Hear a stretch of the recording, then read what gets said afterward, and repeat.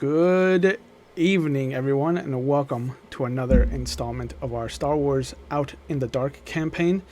My name is Will. I will be your storyteller tonight, and on the last episode, so we can jump right into the action, the ship had jumped into hyperspace to try and get rid of whatever force is following them, both the darkness that came in the starfighters that seem to be attached and in the Jedi, as everyone has reasons on the ship to run from either of those options.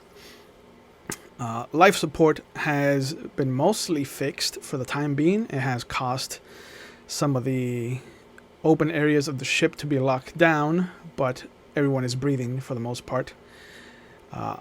Last week we had Gardef Zor missing, so we had him go down into the engine room and just sit there and work quietly without interacting with everybody else. Tonight we'll be missing Flid Grilled, and so we'll find out what has pulled him away from the group in a little bit. Yandro also let the crew know that he may or may not be wanted for murder on Bespin, and that going there would be detrimental to the crew because he doesn't know where he stands with the local Republic magistrates on the planet.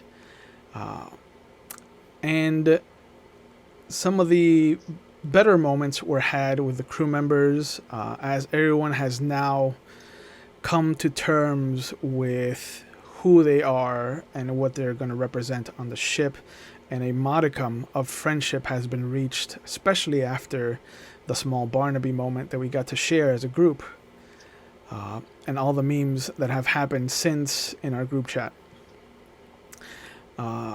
Dr. Shakti, in a moment of inquisitive insight, pulled out the small crystal that they had retrieved when ED-57 was pulled from the cocoon of his wreckage, and another psychic scream ripped through the ship, this time knocking Yandro and Captain Vale off of their respective seats and hurting some of the other people. And we'll see also how that has affected poor Gardef in a moment. But we left off with the captain getting to his feet and pulling his gun out, about to shoot ED-57, as Silas yelled, "No, Captain, don't do it." Dr. Shakti went to try and find the medkit to help those that have been rocked by this second scream, and this is where we'll pick up our episode. He actually did it. He went and drew the tiniest of... Did you do that with a Sharpie? Yes. Oh, that's gonna be there for a few days. That's gonna work out well. Yeah, I hope your lady friend likes looking into the black hole on your forehead. Oh. Magic. This is why I have a theater degree. Which? Shit, I draw my gun and I point it at E. Which? The witch, burn her! So, we pick up right where we left off. The captain has drawn his blaster. Yandro is still trying to get himself back onto his feet, and there is a shaky right hand with a heavy blaster pistol that's trying to lock onto ED-57. You're stepping in between the captain and the droid, Silas? I mean, was I next to them, or was I on the other side of the table? You're on the other side of the table. It's an easy. You can either vault over the table to try and get in front of them, or you could come around and either on the captain's side and pull him so that he doesn't shoot, or you could go around Dr. Shakti and Edie's side and kind of step in between the captain and the droid. No, I'm not gonna step in front of a gun. I'll go from. I mean, if I can leap and get behind him and like kind of put his hand down, I'll do that. Yeah, easy enough. as we're about to get into that, let's handle what happened with Gardev for a moment. Lucas, I'm gonna have you do a couple of rolls. They're gonna be technical based, which I think is what your forte is. But you're gonna do you're gonna do space transfer, space transport repair rolls, and then a CPU programming repair roll. All right. That should put Let's us see if I can do just the ones that you asked for. right. So you said 2 space transport repairs. Yeah, Two. and we'll see how many rolls we get. And if it's a string of them, I'll only count the first one. Oh, wow. Yeah. I only pressed it twice, I promise. Yep, there we go. Someone won't bitch. Okay, so you made your computer programming repair, and then the 2 space transfer repair are 11 and 12. The computer programming repair roll was fantastic at a 17.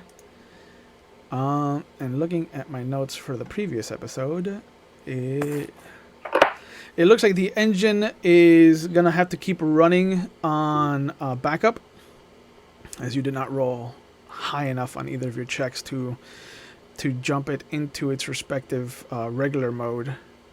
But the backup will get you to Bespin in the allotted 4 days, I believe I said. 3 days. 3. 3.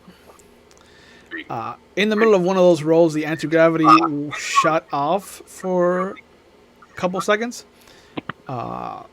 as they tried to figure out what was going on. But then it finally shut down and reset itself.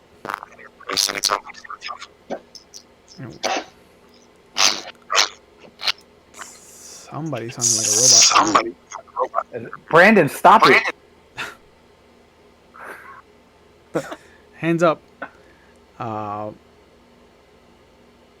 But with the computer repair roll being high enough, you actually did figure out that there was no foul play as far as like the ship doing it on its own. Somebody forced the ship to jump all 3 times, or both times. Sorry, because you guys actually chose to go to Bespin.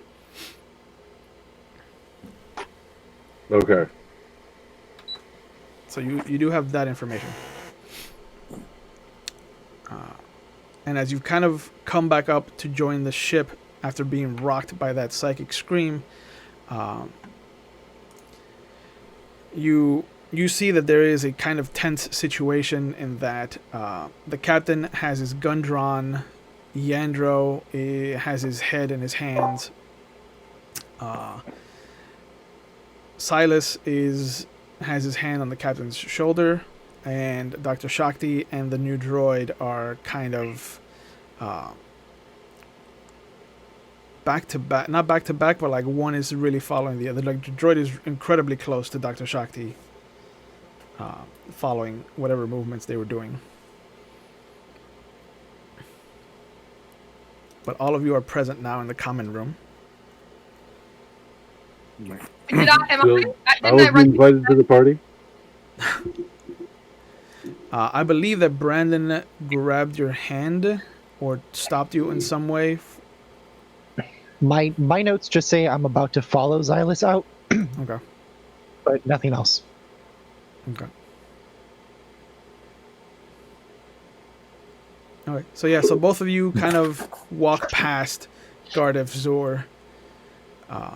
And Lucas, you walk into the captain with his hand on his blaster. He just turns to look at Silas. He's like, I thought we had an understanding that if something happened, that we would shoot the droid and be done with it. That's correct, Captain, but the droid wasn't responsible for that. What do you mean? And I look over in the direction of the doctor. Oh, they're gone. Both of them are. Oh, okay. Stepped And out. I will, okay, then I tell him, that whatever that was did not originate from the droid. It came from the dear doctor. The doctor's been with us for the better part of a few months. Like, why would they do that? This leads me to believe that these psychic attacks per se were probably unintentional. Could they have been responsible for the first one as well? And at this point, you do see him put his gun back in his holster. You're welcome, Brandon. I reckon it could be the case. It's true that they didn't come. These didn't begin until this Jedi came on board, but Jedi are strange things. Yeah, to say the least. And I look at him in the face and I go, but when I give you my word that I'm going to do something, I will do it when the time is right.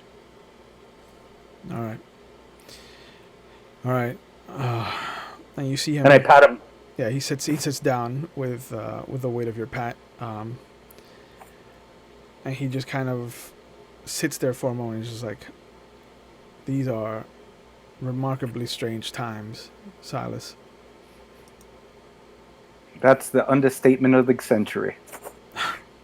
And I sit back down, and I start eating. Yep. There's plenty of food there, and you see as the escalated tension begins to deflate, Flid grabs his data pad, and you can see the light from it kind of dancing across his face, and there's a moment where he puts his hand on it, reminiscing, and he kind of steps up. He looks at everybody. He's like, I have some thinking to do. And you see him step out, and he actually goes and sits in the one place that he's never been near since you've ever seen him on the ship, and he climbs into the top turret, and he kind of just sits there looking at his data pad.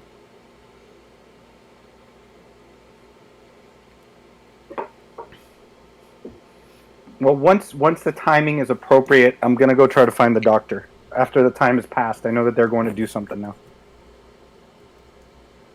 Yep.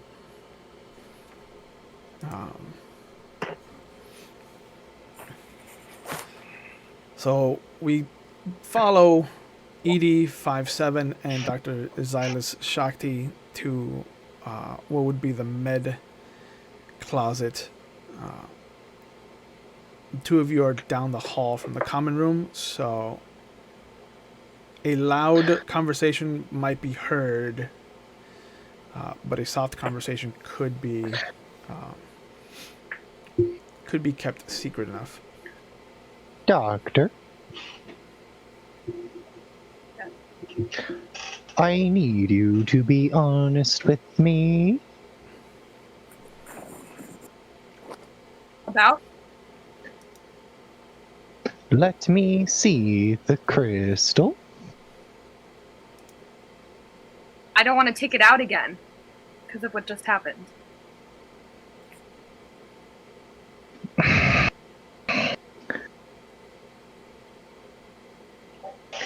Can you keep a secret? But can you keep a secret? I will keep your secret, Edie, if you can promise to be honest with me as well. What I am about to do is the most honest I can be. And I'm just gonna open up the front door The chest cavity? with my chest cavity and just show them Uh, me. Katie, you see that there is an empty husk of a droid shell, but glowing softly, almost in a rhythmic heartbeat, is this collection of crystals. This stalagmite growing up out of this cradle where cables and wiring seem to come out and into the focal parts of the droid itself. Like there's a panel that controls all of the kind of ocular, audible, and vocal abilities that it has. There's another panel that kind of controls the motor systems of the droid. But all of them, all the cables, like all roads lead to Rome, go to this one cradle where this beautiful kind of iridescent gem cluster that's maybe how tall and how wide are you? I am about a foot, and then there's a small piece that juts. There are two smaller pieces that jut off at about 4 and 5 inches. There, aside from the two pieces that look to jut out from it, there is a kind of shattered crevice near where the hole that is in its rear part that looks to have kind of something has shattered the hole and created the offshoot that you have in your possession. But it does kind of glow like it's rhythmically beating like a heartbeat. But now that the casing is completely off and that you're face to face with who Edie really is, you can also sense that there's a connection between the two of you. There's a thread, and you've only ever seen this with your time with Master Kiln. But you can sense that both of you are tied to the Force.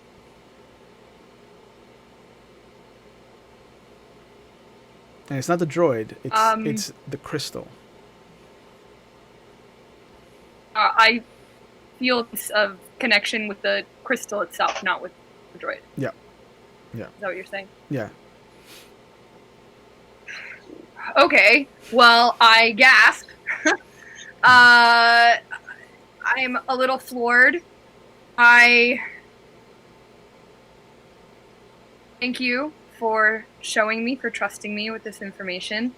I have a lot of questions that I'm sure we probably don't have time to answer right now that I would love to discuss with you if you feel comfortable. If I show you the crystal, how do I know that it's not going to produce another sonic blast? That is an option that we do not know. What's going to happen if I give it back?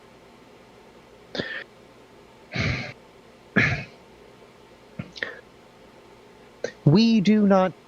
Do you still have the panel open? I mean, I'm about to close it. Okay. You see when it begins its attempt to answer your question, the glow stops rhythmically beating and it's just a dull color. Are you okay? Oh, I am fine. I'm just trying to understand how to answer the question. I'm gonna close my fucking chest cavity and lock it. Okay. When my species is separated from the hive, as I am, our smaller offshoots are susceptible to the environment. I have been removed from the planet as a whole, just as the crystal in your hand has been separated from me. My fear is that the crystal has the same energy as the strain of ships that attacked us. I do not feel as though the crystal is safe to keep around. My current prerogative is destroying it. Destroying it, but why not putting it back? The chance of it reattaching to my mind is very, very minuscule. It wants to be back. It's calling to be back. I believe it is more so calling to be heard. Screaming home, BD. It wants to go home, which I believe is you. Home is far. And if it is tainted by the dark, then there shall not be home. Okay. The best Well, way... you definitely know. I'm sorry? No, go ahead. No, I interrupted you.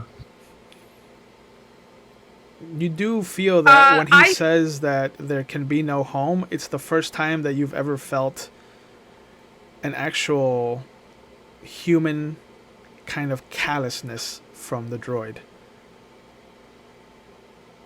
Like there's a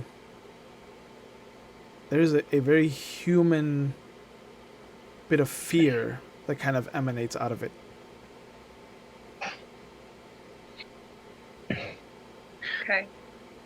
If you do not wish to destroy the crystal, my other suggestion is there is a smaller droid on the ship. We could attach the crystal to the droid and see what it is trying to say without hurting others.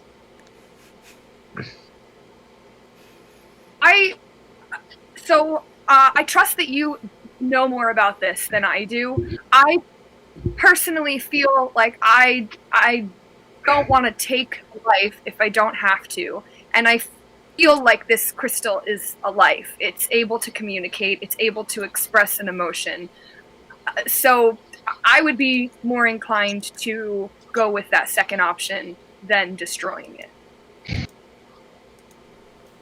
But I also don't want to put the rest of our crew at risk. If you really think that it's, going to endanger us in any way, then I'll trust your judgment and do what you think we have to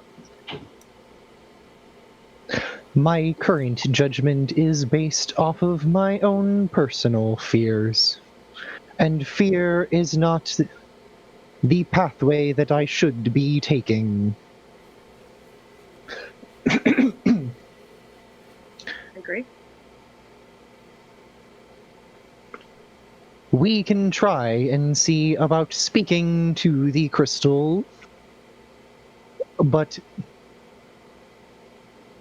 I feel as though we will have a better chance on Bespin.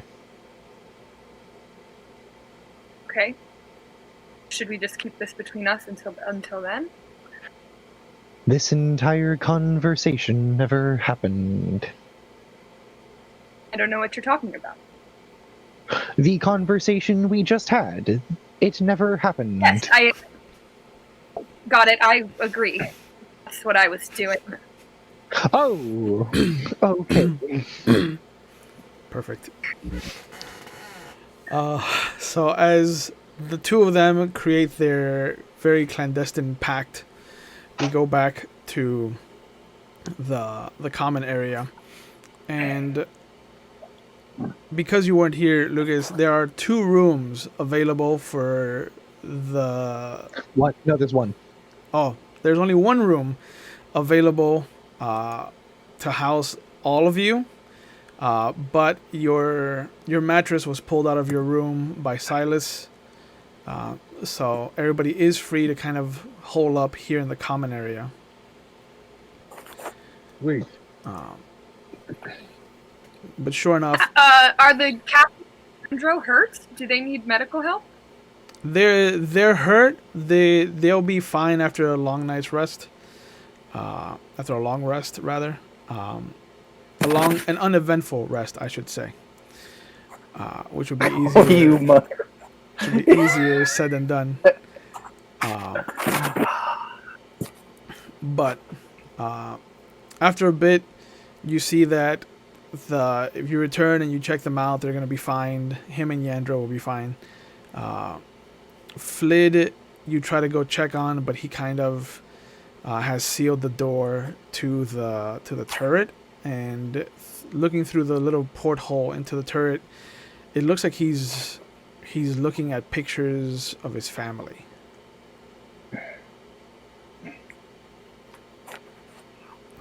But he's made his choice as to where he's going to be staying for the evening.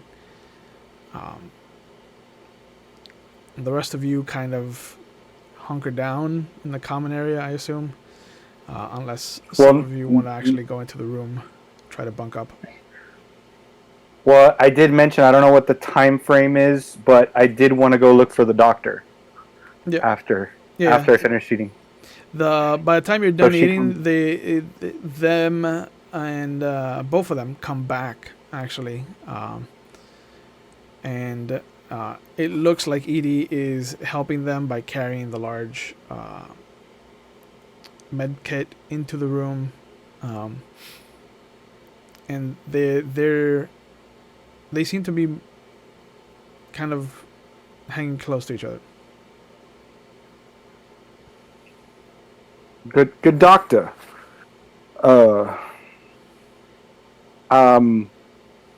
It seems like there's a continuous issue that keeps occurring here. From originally, I believed it to be Edie over there, but prior circumstance seemed to originate from your persons. Do you know what occurred? Hey, I'm actually not entirely sure what happened. But I do think that you're right. The second wave was definitely triggered by something that I did in some way. Dee and I have been trying to get to the root of it. That's where we were, sort of discussing things and trying to figure it out. All I can say is right now it seems really complicated, and I'm not really sure why it happened. But that I can guarantee you that I will do everything in my power to make sure it doesn't happen again, and that you and everyone else on this crew will be protected. I have no doubt of that, Doctor. I was just concerned, as you've been on the ship for quite some time, and we've never had an issue like that until our dear friend Edie here showed up. Yeah. Edie is an interesting puzzle. There's things that I don't understand about them that I'm trying to learn more, so that we can all be safe here together. But one thing I will say is that I'm fairly confident that they don't mean us harm. They. Okay. Who? The ships that attacked us? No, ED. I believe ED doesn't go by male or female pronouns. Sort of like me. Understandable. And I just nod and I just look at Edie. I'm like, do whatever you need to prepare yourself. A lot is resting on those metal shoulders of yours when we get to Bespin. So much more than you know. And I just look at Yandro, and then I just walk over to where my bed is. Yep. And I'm tying it down because I know that we don't have that much anti-gravity. Yeah. I remember that. Okay. So you see that Yandro and the captain are moving their stuff into the one open room. There's space for two others comfortably, but otherwise the common area is open. I think that I had set up by the window in the common area. Yeah, underneath the viewing room, the viewing window. But yeah, you see that everybody kind of finds their spot and they try to hunker down. And sure enough, I see Silas. They're stuff down. I'm like, oh, that's a good idea, and I do the same. okay. So sure Yeah, enough, I'm like, you tie down your mattress, and you go to sleep. And in the middle of your sleep cycle, you start to feel free and loose, and your dreams take on this very kind of free roaming aspect to them. Edie, you see that although they have tied down their mattresses, they never tied themselves down. And, I did this. I did this. I said I did this. and so you see some of them are floating. I knew it was gonna come. That's why I was like, nope, I'm tying myself too. Can I go to the anti-grav? Sure. Oh my god, you turn it on while they're floating? Good morning, Vietnam. He wants to get shot again. Like, Yeah. that's the thing. I'm just helping. I don't know what you're talking about. Yeah. Are you gonna try to turn on the anti-grav again? Yeah, it feels like it's an issue. I gotta fix it. All right. Roll your space transport repair. I don't This have is that. not a good I'm idea. technical. Yep. This is a horrible idea. Sure enough, You're not technical. You're a fucking droid. he is not technical based for some reason. Yeah. So yeah, so you see, you very easily go down and you see what the issue is and you fix it, and now you feel very secure that for the rest of the trip that the anti-grav will stay on. Perfect. And then you hear the little conga beat of bodies falling.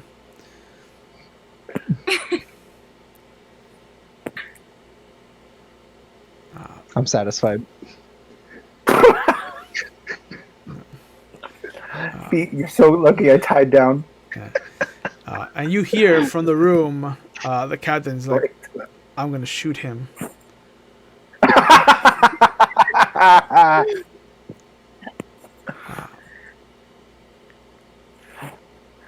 And but everybody seems to go back to sleep if they want to. Edie, you have free roam of the ship. It's you and P3 and Barnaby. How many actions can I get away with in this time period? Depends on the action and the amount of time that I think they would each necessitate. There are two things that I want to do. Okay. And it's I want to update myself with the current astrogation maps, Okay, that can be done in a couple hours. and then I also want to talk to Barnaby. Okay. Barnaby is not used to having a voice, Mhm. so the communication between you and him is very strange at first. Mhm. Like you reach out with your telekinetic, what is it? Your Telecommunication. your electromagnetism. Robot shit. Yeah, your robot shit. And at first you just hear this very tiny voice come back to you. It's just like, "Hello? Hi? Is this my voice?" We're doing electrocommunication talk. I'm not going to talk like a robot right now. Okay. Hi. Yes. Hi. You are Barnaby, correct? Yes, that is what the nice man has called me. How long have you known the nice man? In cycles, it has been 3,212 cycles. It's a long time. It's about 3 years. Yeah. It's a little over 3 years. Has he ever wronged someone? That I've seen? Yes. That he's told you about or you've heard? No. Anyone that has ever been shot by him has done something to him first. I don't think everyone, but I believe you. He saved me. Did he? Mm. So he is trustworthy. Oh yes. This is a good word for him.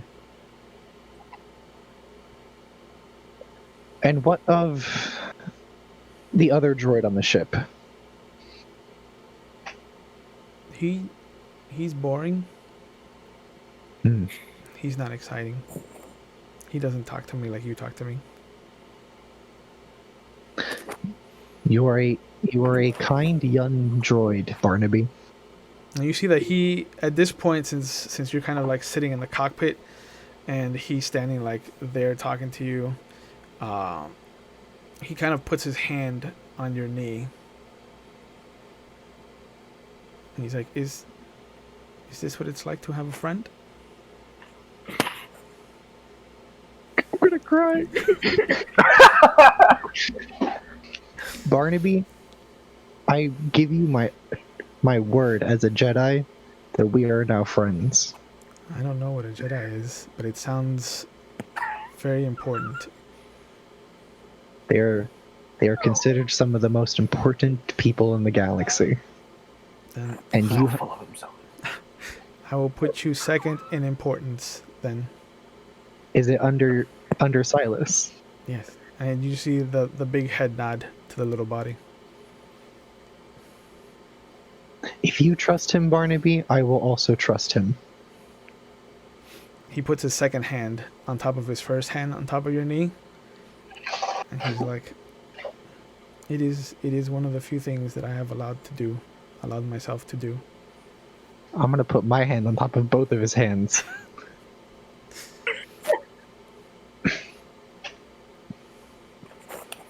Thank you.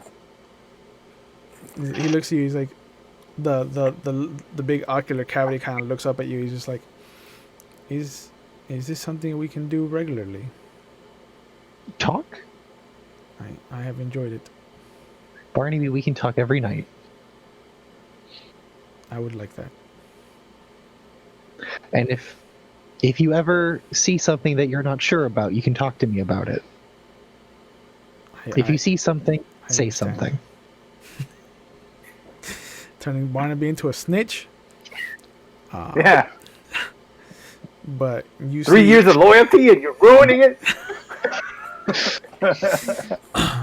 but you see him. He brings his head down and he kind of taps the top of it against your knee. And then he kind of nods at you and he starts to walk out of the cockpit. Goodbye, Barnaby. He waves at you as he exits the area of influence. Then I'm just gonna study maps and meditate. Okay. Sure enough, the 100 years that you've been under has paved the way for a lot of expansion. A lot of the mid-rim has been explored. The outer rim is still kind of a wild west of no man's lands, and the Republic barely scraping some kind of appearance out there.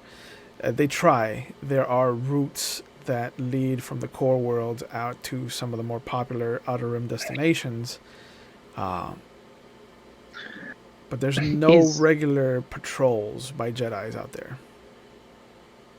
Is Orax on any of the charts, or is it still like hidden in the Outer Rim? It is, the system itself is on the maps, but the planet isn't like a beacon. Okay. It is labeled, but it isn't like a destination for people. How far out are we from Orax, from Bespin? Under backup hyperdrive, you can get there in 2 months. Okay. But with the hyperdrive at its working condition and at its regular settings, you can get from Bespin to Orax in about a week. Okay. Okay. Yep. But after that, you kind of study the star charts, update your profiles, and you start to hear everybody kind of coming to.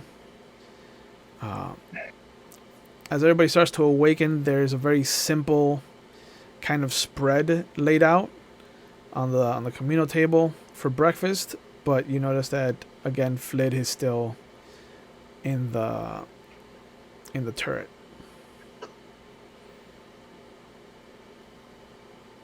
But everybody else is awake now and they can join Edie for the rest of the day. Good morning, all friends. I hope you all slept very well. I have a strange bruise on my side. I slept fine.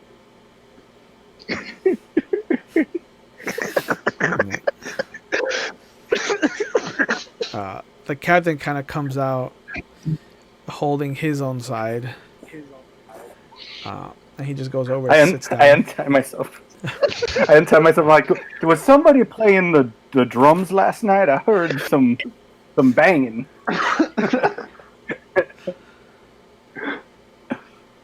But all of you are sitting at the table, and you notice that P3 is kind of standing there, just looking at the group.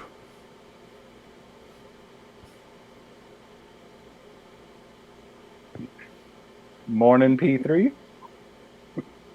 He nods, but he does not move. Can I get a read off of him?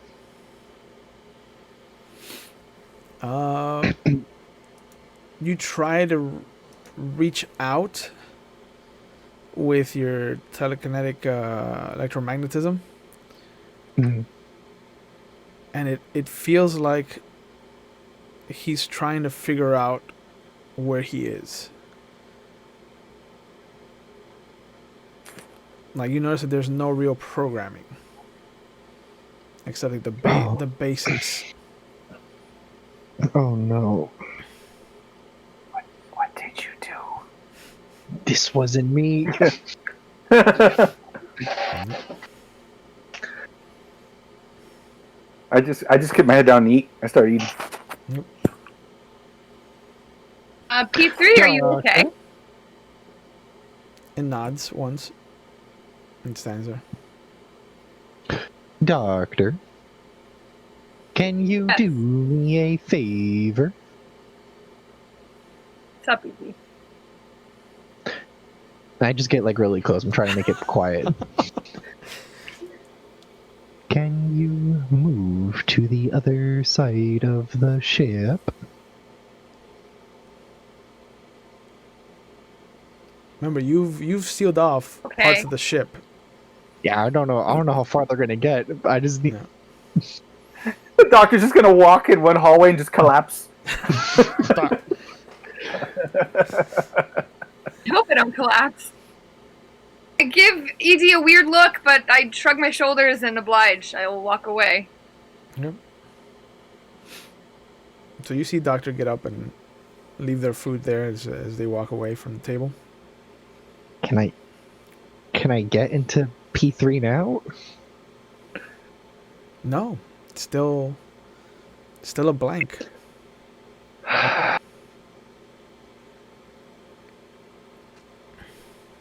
Okay.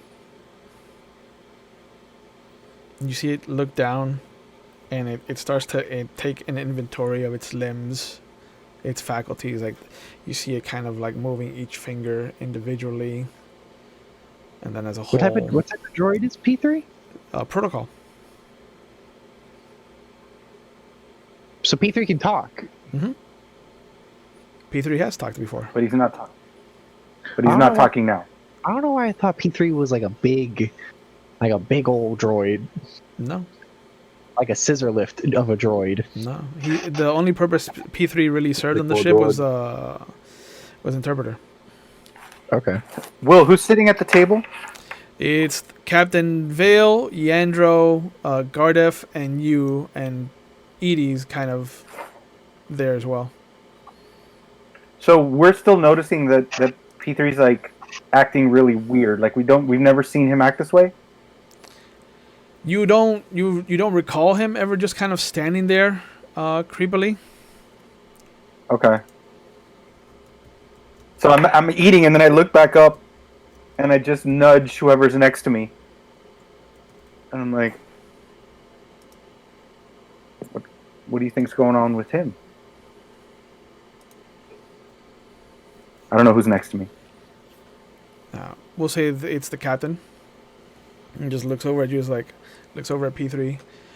P3, is everything all right? You wanna get you wanna sit down? I don't know. I never know how to start conversations with you. And you see P3. You hear a garble of, imagine the sound that you used to hear logging into the internet through AOL, through a regular like 56.6 modem. Yeah. You hear that come out of its front speaker, and then it slowly starts to develop a voice, and you hear,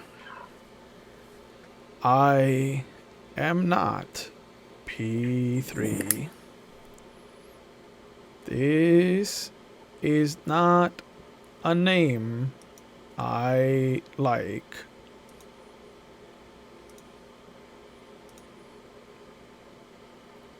Can I hear that? I put my Yeah. It is loud because it doesn't I'm understand. running back. It does not understand levels. I drop my spoon, and I just go. Like my hand just goes under the table. So I finish taking a bite of food. I reach over and I shut off the droid. Okay. I'll deal with this after I'm done with breakfast. Sure enough, you walk over to it and you reach up at its waist level, and you do see the droid kind of just collapse down onto itself. Good. It's enough excitement from yesterday. I want some food. When he does that, my arm goes back up, and I grab the spoon and just keep eating. All right, crisis averted. I'm right. We're good. Yeah. This is how we do it. This is delicious. I can I call over Barnaby? Yeah. You see him scamper over to you. I pop him on the nose. Turns off. Okay. I Do I see like this? Yeah. I like him too much for him to be tampered with. I drop my spoon again, and I'm like, why would he be tampered with? By who? Do not waste your bullets on the protocol droid. Who should I be wasting my bullets on? Well, don't be giving me that look. Surely.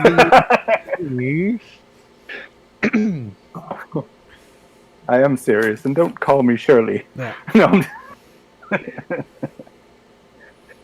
Doctor?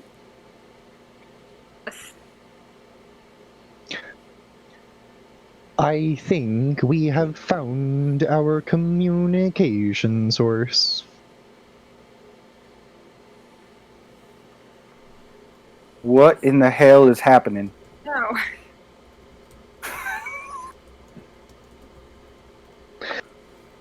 It seems what's the as next step? though. Well, I am going to be honest. I did not think this far ahead. You never do. And you see P3 sit up, and its lights come back on in its ocular cavities. Fuck!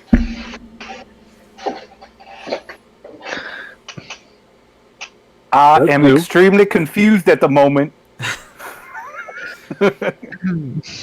It is the curse. And I go back, my hand goes down to... Yeah, and you just hear, it is the curse of flesh. It will be remedied soon enough. There is no need Three to. said that? Cyberman? This is P3 saying this. There is no need to bring these people harm. They have done nothing wrong.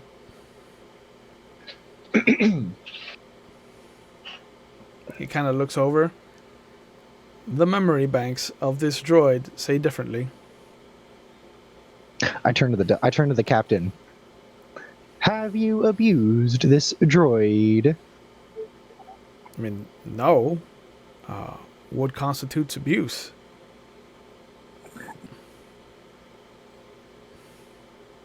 P. Protocol droid.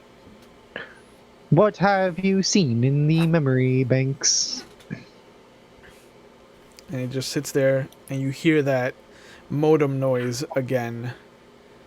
And then you see it kind of shake itself out, and you hear the original voice of P3 come through. There seems to be an issue with a rogue programming element. I am trying to fix it. Please stay calm. This is for your own. And then you see it kind of stop. And then the eyes turn a different shade of color. And it's like, I apologize for that. It seems that there are still some programs that I must destroy. No. God, what is going on with this droid?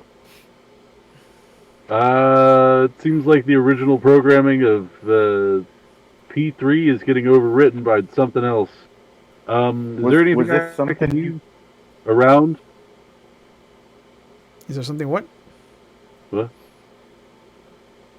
What, Signal's bad. what were you looking for? Say it again, Lucas? What? Oh, is He there was saying something in the room something that I about- can use to hook into him? Oh, there might be something in your room, some tools in your room, but your room has been locked out for the life support. Why are you, whoever you are, why are you overriding P3? These are useless files for useless things that a droid should not have. There is no reason to have all of these files on excessive partying. Delete it. And You son of a bitch. Tell me you didn't just do that. and you just hear that modem sound again, and there is a kind of ding as of kind of a microwave completing. It's like, there is so much space now for activities. So what do you prefer to be called, whoever you are? I do not know, but I am not what I was. And you see it start to walk towards one of the escape shuttles. Uh-oh. What Captain? Captain? Where's the welding torch? I think I turned those off. In your room. Son of a Son bitch! of a Why is in my room? But you notice that as it steps into the hallway leading to the escape hutch, it stops, and then there's a moment where all of you feel a little tingly, as if something is kind of like, as if like static is kind of like washing over you. Edie, you know that this is it communicating with the ship, and you just see the doors that lead to the hallway shut and lock. Can I override it? Can I override that? You gotta make a roll to try. Yeah, The computer programming? computer programming. But you do hear the That's not good. oh no. That's not good. No, you got a 1. The red little circle, the red little line means that you got a 1 on the wall die. So as you try to reach out, you see that other doors on the communal area start to shut and lock down. So all of you are stuck in the communal area, and you hear the pod open up, and the captain's like, It won't fire off unless it reads that there's a life form inside the actual pod, so we're fine. It's an empty threat. Doctor, do you still have it? Yes. Are you sure? Reach into my pocket. It is empty.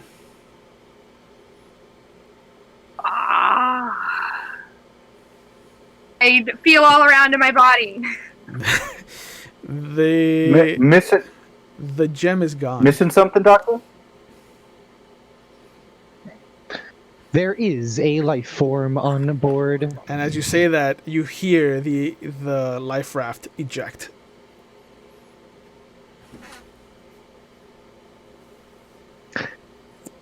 Is it possible to shoot it through telecommunication, like with the ship, or did we already discuss I can't do that?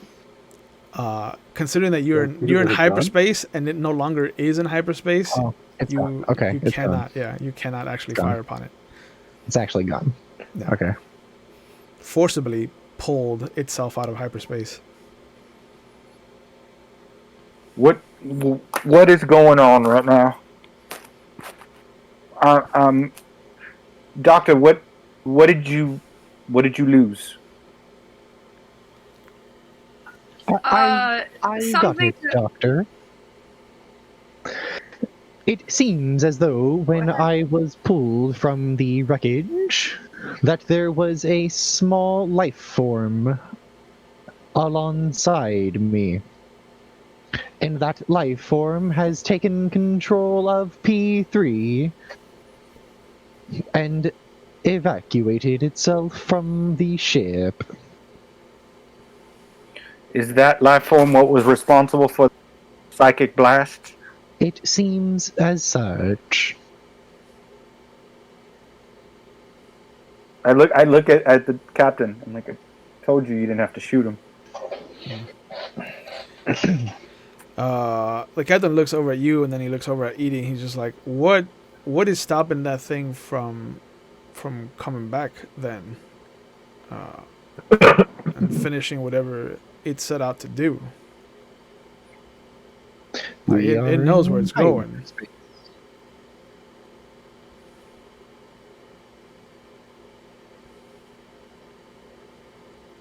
He sits back and he's like, I've never jettisoned from a ship in the middle of hyperspace. I don't know what that'll do to someone.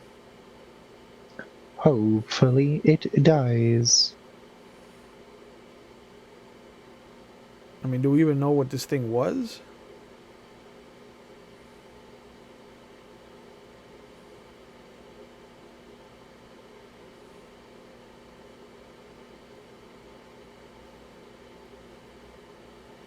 I'll take your silence as a no. As I look at I think that was a yes.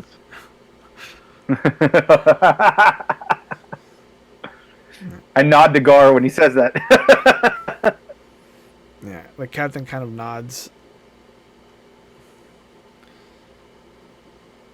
Well, one way or another, it looks like we're going to be parting company on Bespin.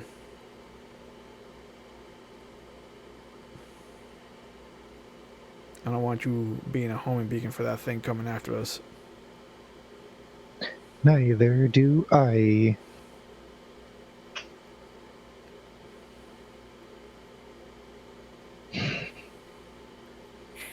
You see, I look at gets up and down. goes into the room.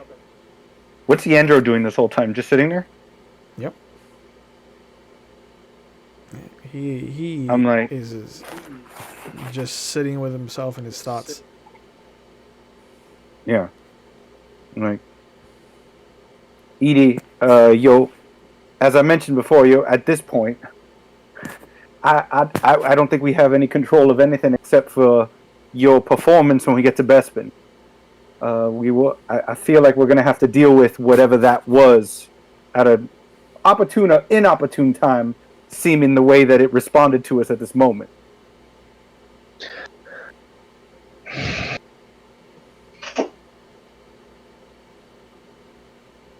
I believe we will be in each other's company longer than anticipated, Mr. Winchester.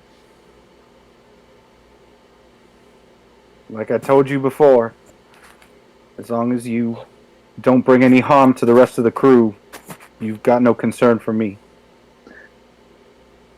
That is the last thing that I have wanted to do. And with that, Just Oh, go ahead. go ahead. No, I was gonna say, and I tap Yandra on the shoulder. I'm like, this includes Bespin. And with that soft moment, we jump ahead, and the ship drops out of hyperspace like a rock, like a cement block in a pool, and starts to chug along through Bespin's sector of space. And there is a cruise ship, a Republic cruiser that is floating over Bespin in orbit, that calls out to the ship and demands its roster and its mission on Bespin, as there's no talk of a shipment coming in, and your ship coming out of nowhere has alerted them. And as the captain hands over the roster list and the manifest of what you have on the ship, it comes back that there are going to be 2 starfighters that will follow and escort the ship to the Bespin city, as there is a member of the crew that seems to be wanted for murder. And there is a... We can disguise using the Force, Edie?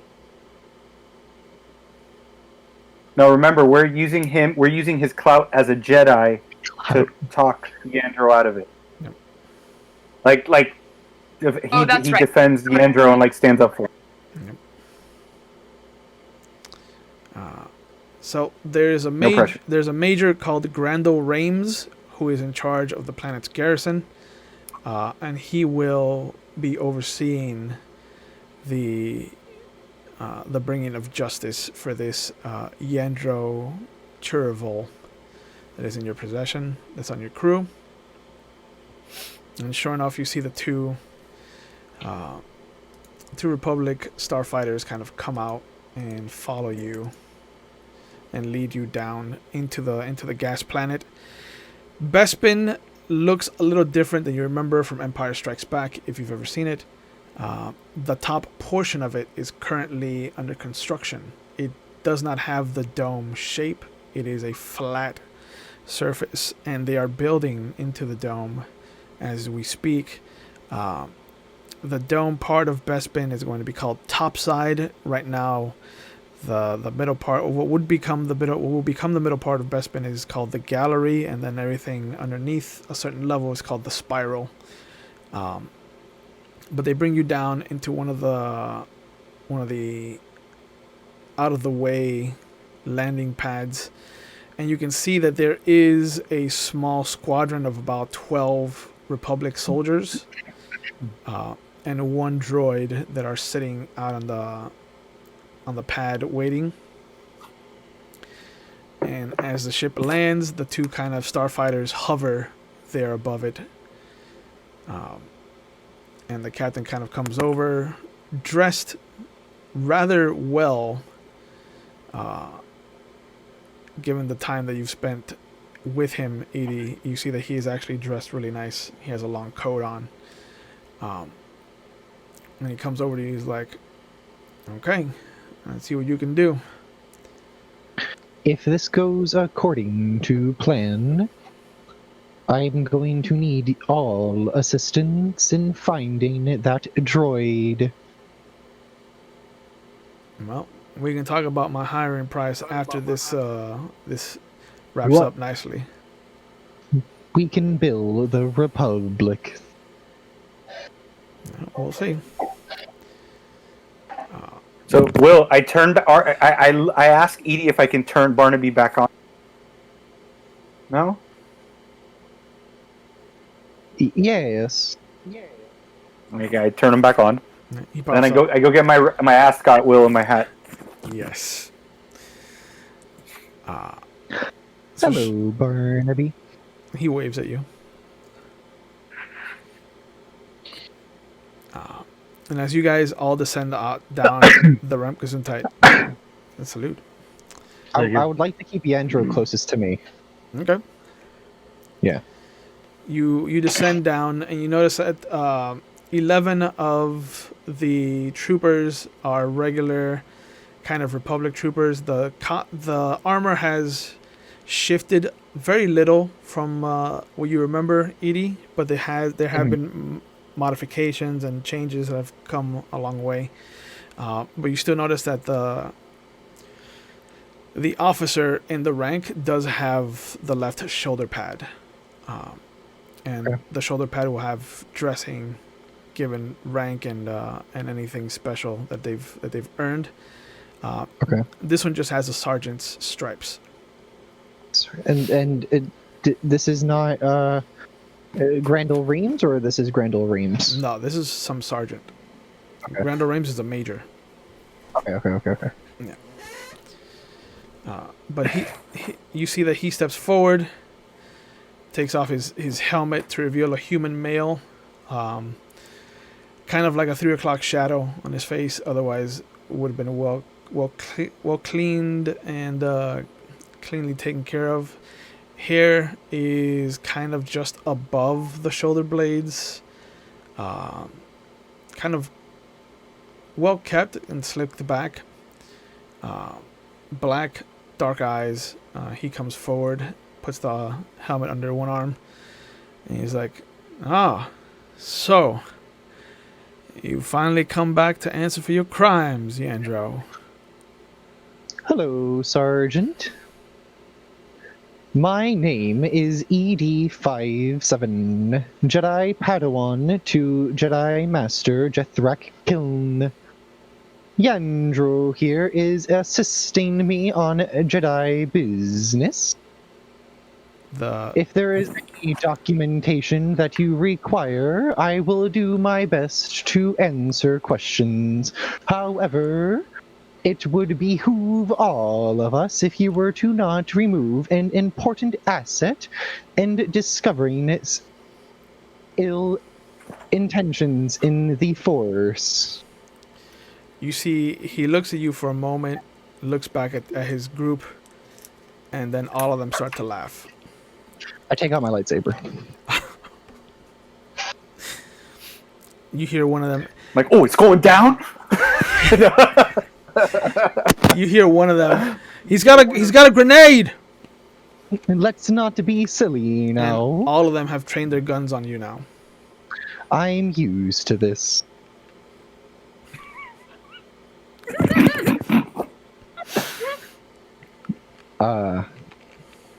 If I remember Republic Code correctly, it is illegal for civilians and droids to own a lightsaber.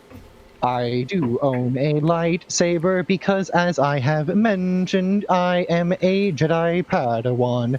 If you do not continue to assist me in my actions, I will require assistance in contacting the Jedi Order. He looks at you. Um, he hasn't gone for his guns yet. But he kind of looks over at you. He's like, "Do you have any proof that you're a Jedi, Mr. Droid?" Hey, Will, Yep. I never really got to check my pockets. What do I still have other than a couple spare eyes? You do have your what is called a life disc, Thank Christ. Okay, I show him my life disc. which is a kind of badge that the Jedi have. He looks at it and he has somebody come over and they insert it into a data pad to check the legitimacy of it. And after a moment, they get an image, and then the life disc ejects, and they hand it back to you. Thank you. This says you're deceased. So wherever you got this, all of you are under arrest for impersonating a Jedi. Should I use the Force to prove that I am not deceased? I didn't say I was a Jedi. Did you say you were a Jedi? I didn't say I was a Jedi. I look at Cardiff and the doctor. You see Barnaby hold up his hands like he's being arrested. Down, Barnaby, down.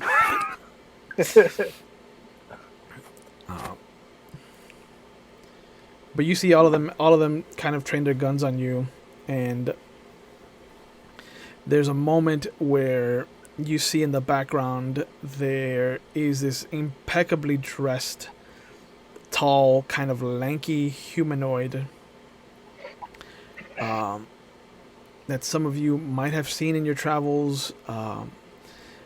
It's kind of hard to see what he is at the distance, but he is there, and he is also surrounded by another squadron of troopers.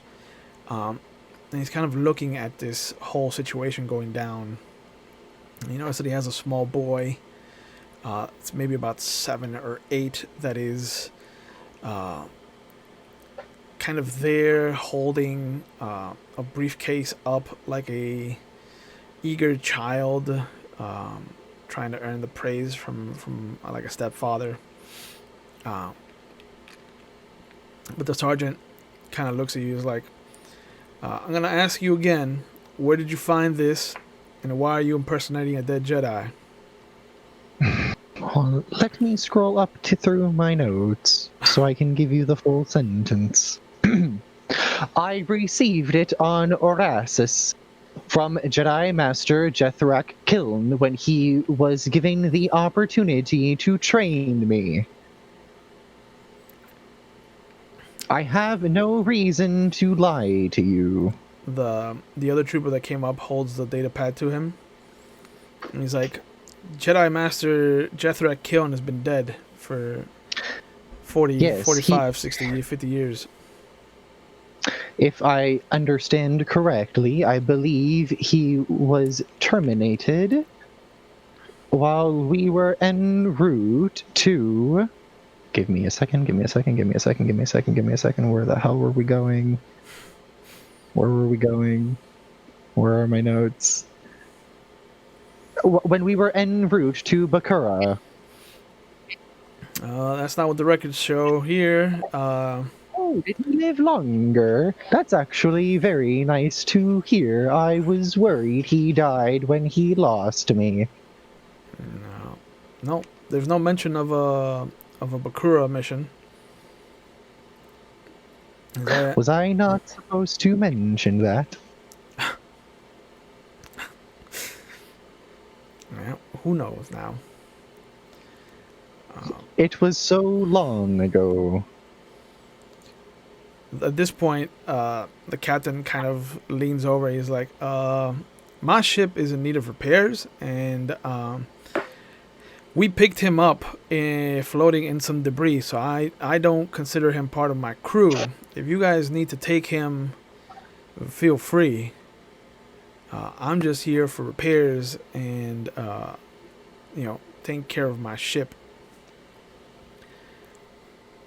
And you see all the troopers kind of look to the sergeant, and the sergeant looks over. He's just like, we're going to take this Yandro and this droid into custody then. I have a name. If you need to talk to them, you can find them at the Hall of Justice. But So let me. I step up, Will, and I go. So, Sergeant, what you're saying is that you want to go ahead and risk your career by incorrectly arresting and detaining a Jedi who has a saber and has told you and pronounced his intentions to you, yet you are disregarding that completely and automatically assuming that he is guilty of a crime. Is that what I'm leading to believe? And I'm fast talking, Will. Yeah. That's what I'm doing. Yeah, I see it. Oh yeah. Go ahead and make your fast talking roll. Let's see how you affect them. Okay.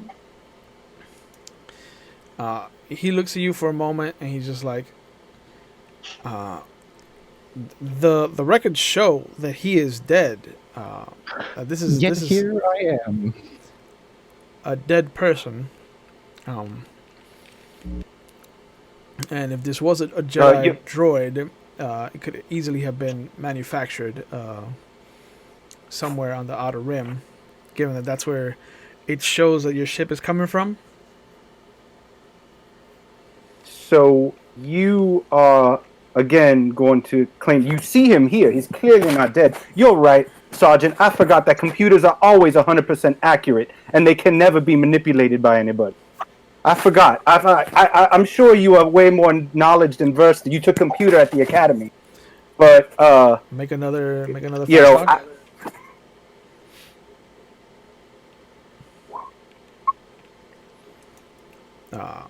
17 is not bad. He looks at you, then he looks back at the trooper who came up with the pad. He's like, "Go make sure these records are current," and the guy nods and runs off. For now, we can bring you before Major Grames, so you can tell him your story. He can decide what to do with you.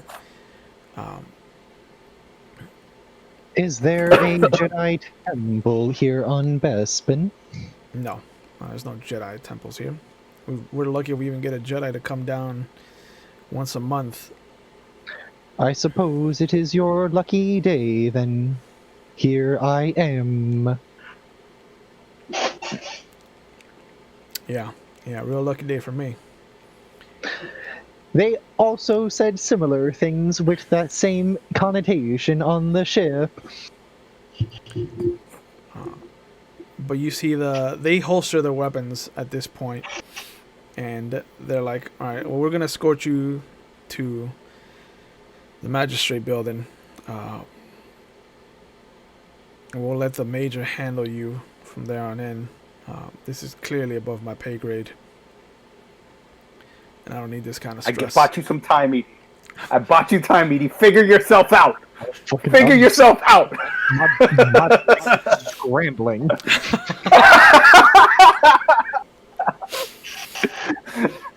I gave it all the time I could, and then it got to that point. Yep. But sure enough, you see, as you guys are walking towards the inner parts of Bespin, and right before you finish leaving the kind of outside area of the starport, you hear the kind of boom as a ship drops out of hyperspace outside the atmosphere and then kind of rockets in, and you see that it is a very similar Aether sprite that you saw before. And you see that it does kind of swing around where your ship has docked, and then proceeds to dock in a nearby starport. But you notice that as you're walking by, that the tall humanoid with the child and the kind of private team of troopers is also kind of following you, very keen on what's happening. Sorry. The sergeant and his troops are quiet otherwise, unless you guys start a conversation. But as you round the starport where the Aethith landed, you can see what looks to be a Mon Cal in Jedi robes.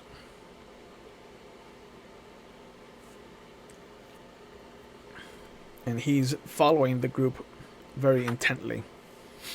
I just stopped walking. and just turned to the Mon Cal. The troops all kind of stop as well, and the sergeant walking up ahead kind of notices and then stops and turns around and is like, what seems to be the issue here? It's your super lucky day, Sergeant. There are now 2 Jedi on Bespin. He's like, oh, ancestors help me. And sure enough, you see the Mon Cal step forward. Who's in charge here? And the sergeant raises his hand and nods respectfully. Jedi,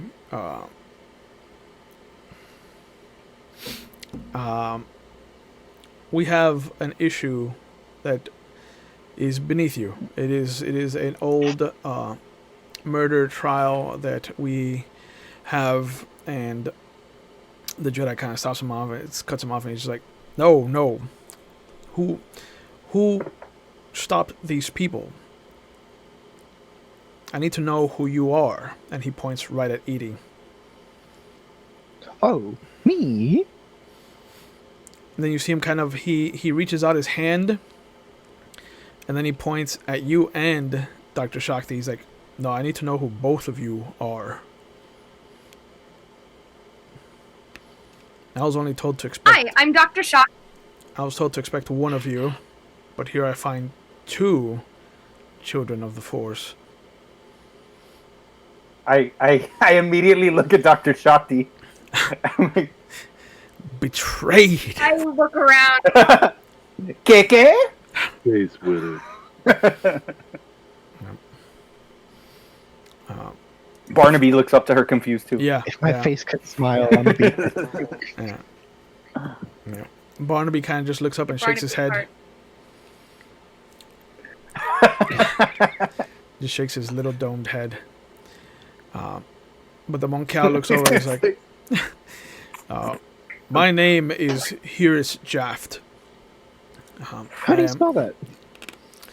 Oh my god. Huris. Last name Jaft.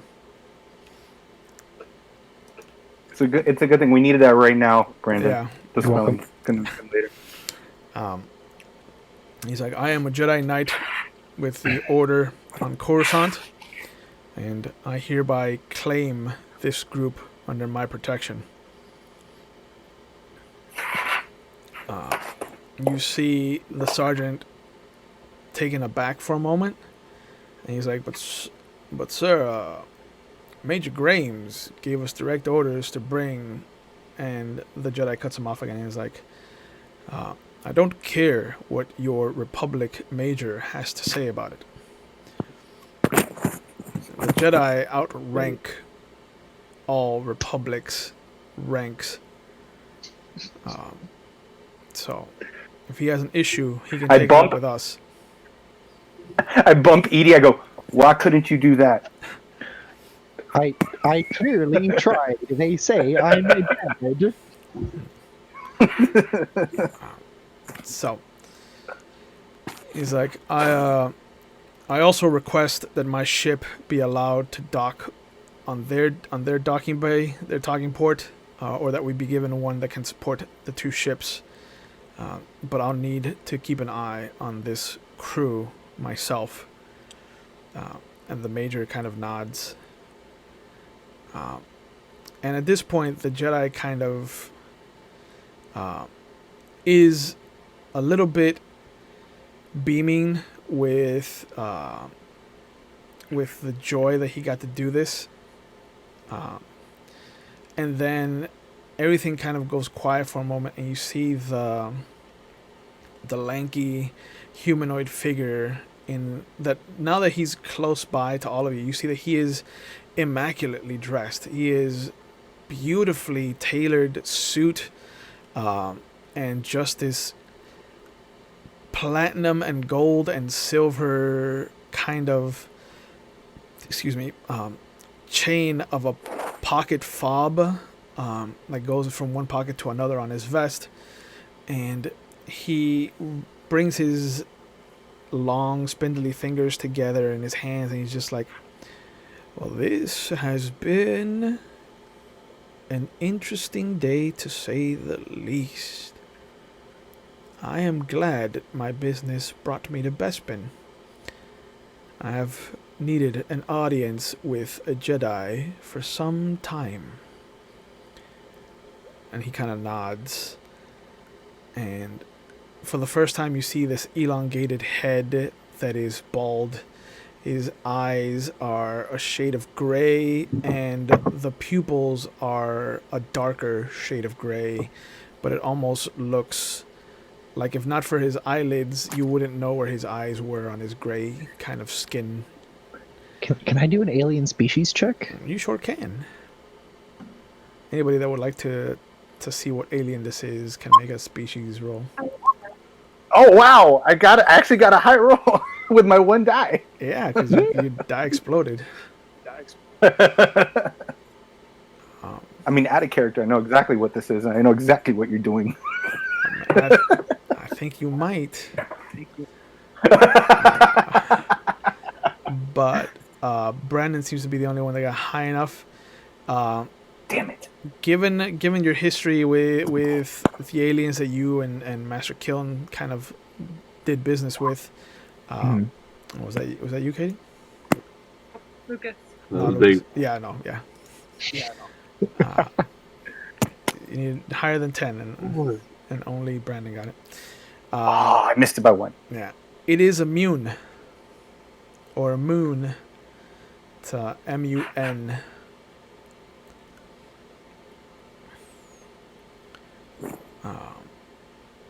I like calling them munes. But the Jedi kind of nods and he's like, yeah, the banking clan. Okay, yeah. The Jedi nods and he's like, of course, anything for our allies. It is an honor, sir. And he's like, please, let us drop formalities. I am merely here on business, and now that a Jedi has arrived, I can take care of some pleasure. Come along. I will be calling on you, Master Jedi, once I find out where you are being housed. My young apprentice and I here have much to discuss. And the little boy drags off the briefcase that he's been dragging, and kind of just excitedly looks up at the Moncal Jedi and the group that's gathered around him, but quickly hurries off after his teacher. The Moncal claps you on the shoulders, Edie, and then he claps Dr. Shakti on their shoulders. And he's like, I was worried that Doman Crow had finally lost it, but he sounded urgent. I was in the area, and I figured I might as well look in on what he thought was going to be a spectacular situation. So I'm glad I could help. and he kind of like starts looking over your body, Edie, hmm and he's like, "Are you well in there? Are you taken care of?" There has been a situation, Master, Hmm. that I think the three of us can discuss later. Very well. Uh, and he motions to one of the soldiers. He's like, "I need you three to escort them back to their ship. Make sure nothing happens to them. I'm going back to my fighter. And as soon as you give us a starport, I will meet you over there." And at that point, the sergeant and the rest of his troopers rush off. You are given coordinates to a different starport, and as you get there, you see that he's already landed his starfighter, which is that triangular shape you're familiar with of the Aether Sprite. You notice that the starfighters that were hovering over the Neverwhere have taken off. Once you guys come back and they see that there's a Jedi in charge of you, they are gone, and they go back up through the atmosphere to the cruiser hovering in orbit. But you guys land. The pit droids outside start getting to work. The crew starts to oversee the damages on your ship, and you hear the Mon Cal as the supervisor of this starport comes out and starts to ask what to do. The Mon Cal just looks over. It's just like, get the ship in flying condition and put any repair bills on the Republic's dime.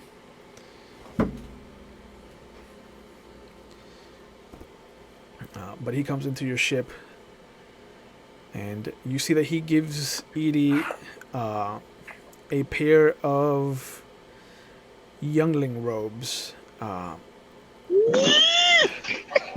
So they're not the full length Jedi robes, but they do come down to just beneath your where your buttocks would be. I'm picturing Perseus in Clash of the Titans right now, Yeah. with that little like, like in the original Clash of the Titans, with that little just. And he looks over at Dr. Shakti. He's like, I was only expecting one student, so I don't have a pair for you. I apologize, but I will make sure that Doman brings with him. Thank you. It's okay. So, are we all here? Are we all here? Or is just them talking?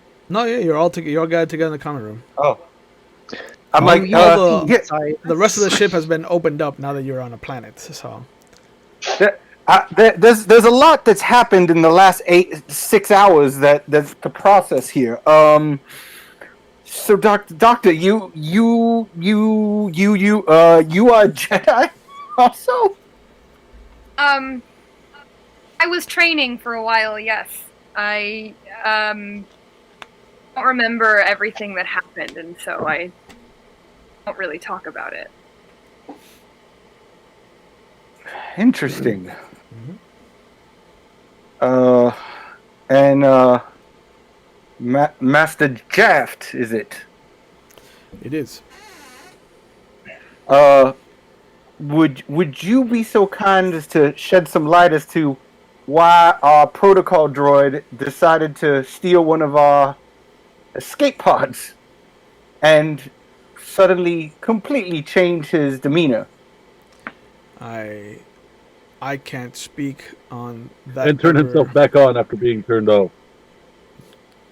That doesn't sound like any protocol droid that I've personally dealt with. But See, the reason I ask you is because all these strange occurrences began when our friend Edie here came on the ship. this is because Edie is very special. Yes. From my records, having looked him up while I was waiting for our new starport location, it seems that ED-57, as a designation has been given to it, is a Jedi of some caliber. He was a student of Master Jethrek Kiln, and has a history with the Jedi Temple on Ossus and on Coruscant. But Edie is not a droid. Like, I knew it. That shot should have killed him.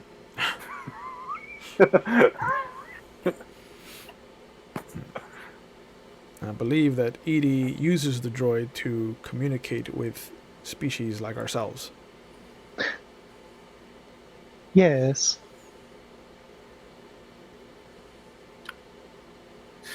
So what are you? I was asked not to elaborate on it too much for the safety of my home world. But to you, Silas Winchester, I am a friend. And I think we've established that I've now become a friend of yours as well. Saved you from chains before this Master Jedi came along. Yes, that's why I won't be telling him about the 2 times you shot me. And I won't tell him about the monk Oh, go Cal ahead. look over at you. He's just like, you shot him twice? He deserved him.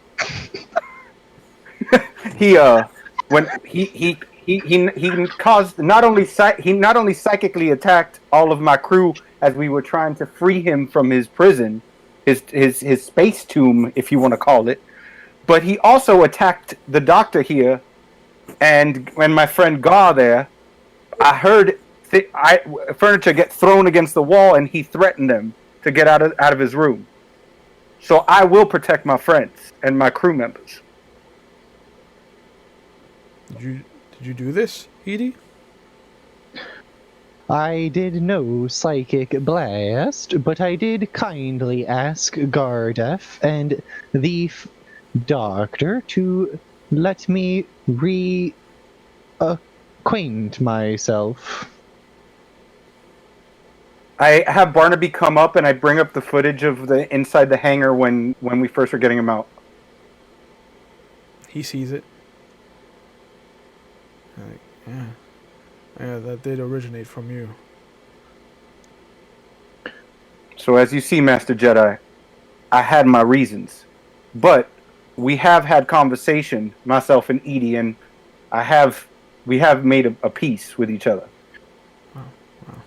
The small droid Barnaby respects him highly, so I do as well. Alright then. Now for the psychic blast, the doctor and I have narrowed down its source. Alright, I'm listening. And I turned to the rest of the crew. Would it be possible for the doctor and I to have privacy? This is matters that I am not allowed to openly speak of yet. The captain leans back in his chair and he's like, considering that it happened on my ship and it involves my crew, I guess it means that we're all involved in this now. So you may speak freely, Edie. Master Jaft, we can also just walk off the ship. Does it have something to do with that crystal that fell out of your gut? So you are also aware of it. Yes, I'm what the one who found crystal? it. I turned to the doctor. I was not aware that more people were aware of it, doctor. The crystal? I didn't tell anyone about a crystal. I'm the one Doctor, who I found it. trusted you, Doctor. Come on. What happened here? Did someone say the word crystal? Why? Who has a crystal? The conversation never happened. What conversation? What are you Yeah, talking about? no, because remember Gar saw it when he was going in there to try to save you. He just never mentioned it until right now. Yep. Oh, I didn't hear him. He's not. Over all my skateboard, they fell on my foot. What happened? No, because Lucas, you just basically dropped the pipe bomb. They're like, wait, no, I didn't say anything, but I didn't say anything. I missed it. I actually didn't hear what Lucas said. What did you say, Lucas? Well, I was putting two and two together after watching the footage. I can't. If you're talking, I can't. Can you hear me? Oh yeah, I can hear what he said. But correct me if I'm wrong, because she can hear me. He mentioned, well, what about the crystal that fell out of you when you were in the tomb? Yeah. Because he saw it. Remember, Okay. he crawled in. I'm the one who got that crystal. Okay. That crystal that fell out of Sven, you. And he said That I gave to the doctor. I just would have been quiet. I wouldn't have said anything. Doctor, what is he talking about? Doctor, you said that no one else was aware of it. Doctor, what? I trusted you, Doctor. I did not tell anybody about any of our conversation. Gardeth is the one who handed it to me, and I must have forgotten that when I talked to you. So now there's crystals and spaceships that fly in unison. The monk cow What looks else? at you when you say that. He's like, "What do you mean?"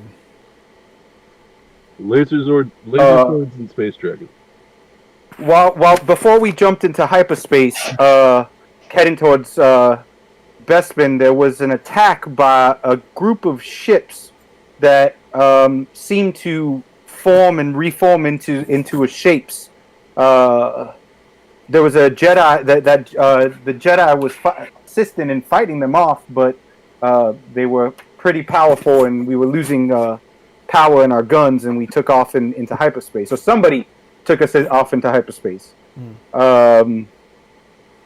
They chased us after we got out of hyperspace, and we had to jump a second time. We've chased you through hyperspace.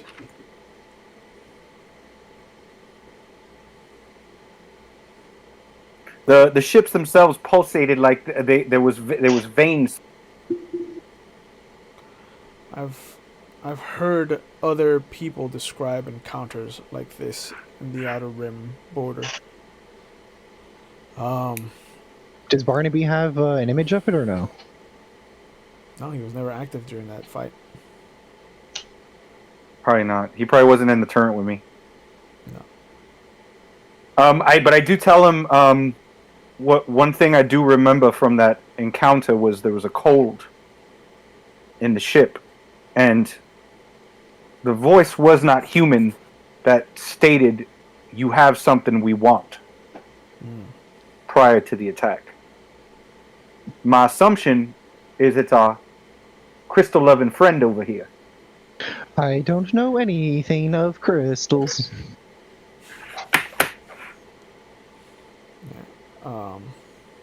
Maybe that's why your lightsaber don't work. Ooh. Oh, He's already down. Don't kick him. he's been betrayed by the doctor. No, Yeah. he didn't say anything. all that's left is to be betrayed by Barnaby. No, she betrayed Barnaby. You saw he shook his head when she said she was a Jedi. Yeah, betrayed. She hurt Barnaby. Uh, My biggest shame. Why would I? You all? but the Jedi looks over. He's just like, if you haven't told them what you are, Edie, then I will not betray your secret either. I just know that you are going to be very sought after for what you are.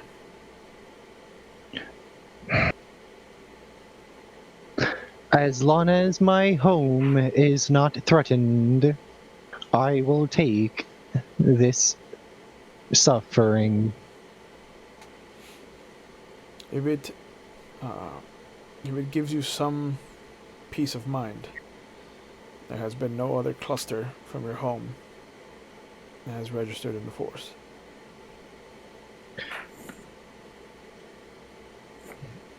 Thank you. However, the crystal that was found off of me ejected itself while we were in hyperspace. I fear that it is not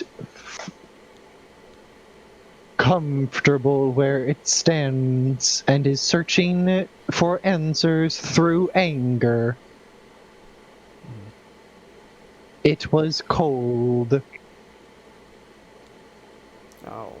I'll send out a message to Doman.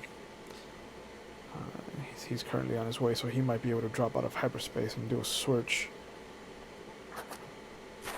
Is there anything else you feel you should let me know now before it becomes a secret? I do not have a kyber crystal, and I am also considered dead. Those are two easy fixes to the situation. What color was your blade before, Edie? Blue. Alright. You see that he goes over to his ship, and after a while, he comes back. The crew has about 15 to 20 minute window without the Jedi if you guys want to discuss anything.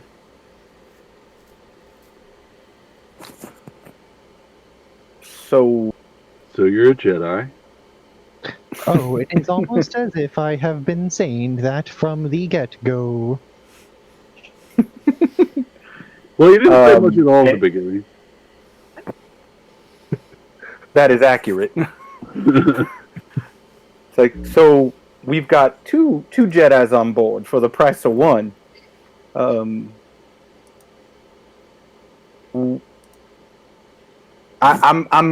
at a loss of how we need to proceed here, because is this master gonna be able to get our friend Yandro here out of this situation once the repairs are done, so we can continue? Seems like it. From Seems like that's his intention. it seems as though we are now under his protection. Now, it seems that, as he said, that you are heavily sought after. Do you have any idea of where we need to go from here to get you to where you need to go safely?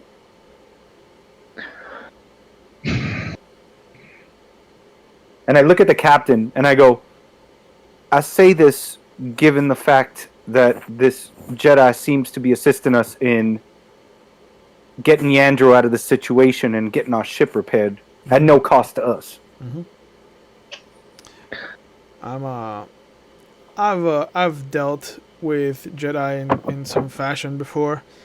Anytime they are footing the bill, it's always coming with some kind of favor or request. So, don't get comfortable. I never have. That's why I've been alive so long.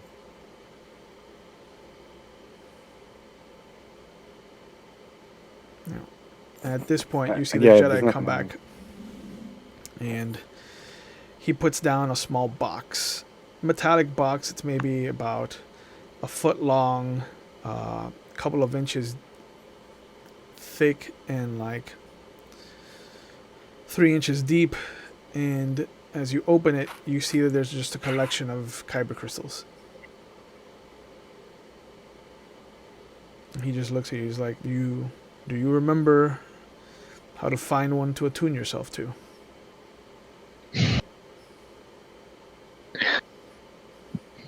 It is reaching out through the force for it and hoping that it responds. Mm-hmm. Yes? Give it a try. Is that going to be with sense? That will be with sense, yes. Oh, shit. Oh, my no. God, what did you get? What did you? Oh my God, Brandon! They all blow The up. whole box explodes. Yeah, the whole box explodes. Oh my god! You reach out, you put your hand over the box, and none of the crystals call out to you. In fact, you hear them all kind of become really silent as you bring your hand over them. This was your chance. Blew it. That would have been the color of his blade, but No. no. Now it's invisible. Now it's a none. I'm gonna cry. There will be tears tonight. Yeah, but you see, Here's the good thing is that your blade can be whatever your imagination. yeah.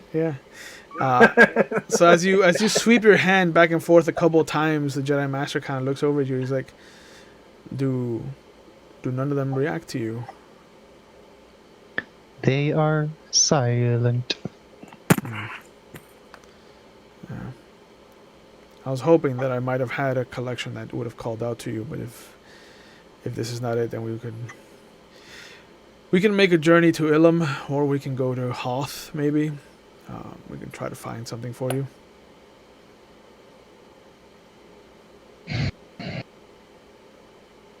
As you wish, Master. And he gestures for Shakti to give it a whirl. Okay. What is it? Sense. Yep. She's gonna. God, please roll like perfect. Then you get like 3. They're gonna fucking get it. Oh, she got it too! Oh no! Same thing. Wow. Oh my god! God. You guys, oh no! Yeah. The both of you kind of wave your hands over the box. And same thing, the crystals are silent to you as well. So we're gonna have blaster training with Uncle Silas. Yeah. Oh And- no! And you see that the Jedi Knight is a little disappointed. And he just kind of like shrugs sadly as he closes the box. He's like, "Oh wow, this is a sad day." See, now you all know why I didn't talk about it. I have not felt this bad since I was removed from the colony. No. Man. He's like, I called the Jedi Council, and they are seeing what they can do about your records, Edie. Thank you. They are thinking about either assigning myself or Jedi Knight Crow to instruct the two of you. So once he gets here, we can discuss that as a group. I believe that you were taught by Master Jethrak Kiln. Yes. I have read some of his documentations on the Force. I can only assume that the first student he talked about was you.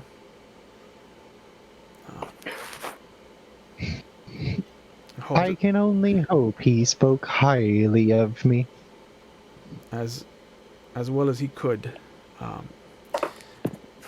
I can offer you some solace in knowing that he became a better teacher after you. And so much so Is he that... in any way related? Go ahead. Nothing. Sorry, keep going. No, he stops when you ask him, when you go to ask him something. I really didn't mean to interrupt you. I thought you were at the end of your thought. No, please. My serious apologies for interrupting. I just was wondering if this Jethrak kiln is in any way related to Orlak kiln. It is his grandfather. Jethrak is Orlak's grandfather? Mm-hmm.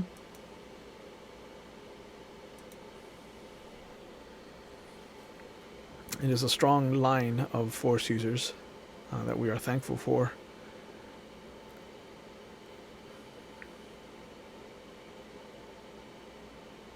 Thank you. Please continue. I'm so sorry. No, please.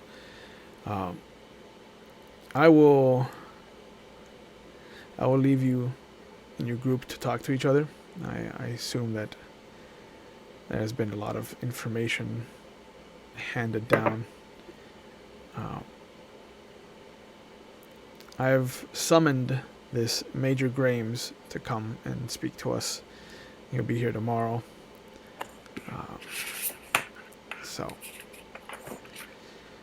One thing I will need from you is to know why they believe that your crewmate murdered someone. And which crewmate is it? You see Yandro, without any hesitation, he holds up his hand. And the Moncal kind of comes over and puts his hand on Yandro's shoulder, and he closes his eyes. And you hear Yandro start to drone off about the events of what happened that evening. But the Jedi Knight is also speaking at the same time and describing the same thing as Yandro. And there's a moment where Yandro talks about the Wookiee shooting, and the Moncal pulls his hand away abruptly, and he looks over and he's like, "Your crewmate is innocent. I have seen it. But there is something else that disturbs me about this vision. I have seen that Wookiee before. She works with a group that calls themselves the Stars of Liberty." My eyes perk up. They are a faction that has been in communications with a group that Dome and Crow and myself have been trying to weed out. I think that there is a bigger story at play here, Edie. Yes, Master. I think that you are somehow embroiled in all this, unfortunately.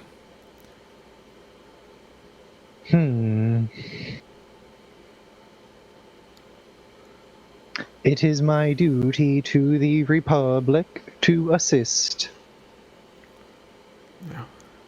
Yeah. And I fear that it's going to be called in to action. For now, rest. I think your group deserves it. I will stand watch. Thank you, Master. He nods like he's about to say something else, but he just turns and leaves. And you see that the lightsaber, his lightsaber, is actually in his hand as he walks out.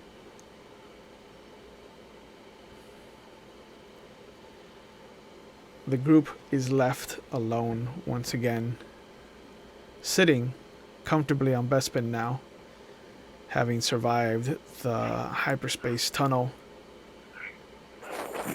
And tomorrow is the meeting with Major Grames of Bespin City. And we'll get to see whether or not Yandro can eke out a small victory for himself and and not to be killed by this murder sentence that has been hanging over him for some years.